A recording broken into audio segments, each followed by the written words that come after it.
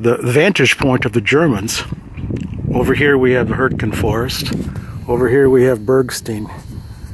Vossensack is back there. Schmidt is over here. We have, this way we have Hurtgen and Kleinau over there. So the Germans would just set up these massive artillery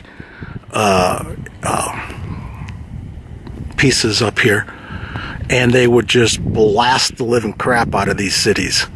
And they knew the Americans were coming by this time, obviously.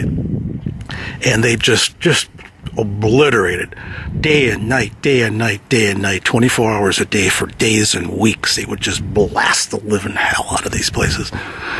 And my dad was right in the middle of all of this.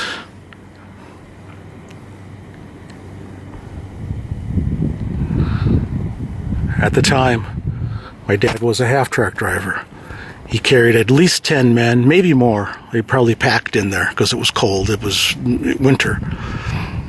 And with all the shelling and artillery, his half-track took a direct hit in the back. All the men were killed. He was thrown from the half-track. By the grace of God, somebody picked him up and took him to safety. And his feet he had such a bad case of trench feet that they had to cut his boots off. Couldn't get his boots off. And his feet were literally rotting in his boots. As I'm walking through the Hurtgen forest, I feel pretty sad. I feel sad about how much that young man went through. He never talked about the war very much. And when he did, it was only when I could,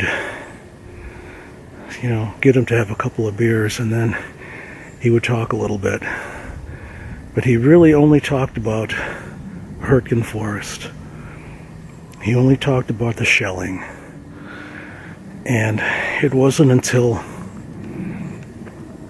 right near the end of his life where he finally said some things that almost made me cry. When they were in Bergstein and it was the constant shelling, he said that he wished he would have get a bullet right in the side of the head and end it. And he talked about losing his men and losing his half-track. He felt it was his responsibility. And here is a man at the end of his life thinking about events that happened 73 years before. And it was his responsibility to keep those men safe. And he actually felt that he failed at it. And it bothered him immensely his whole life. And I know the man that landed on Utah Beach was not the man that came out of Hurtgen Forest. I think, a lot of people, characterize my dad as having a short fuse, being nervous, and sometimes being uptight. But I think for me, being here and thinking about, knowing what he went through, I think I understand him a lot better. And I just thank God he made it out alive. I would not be here today.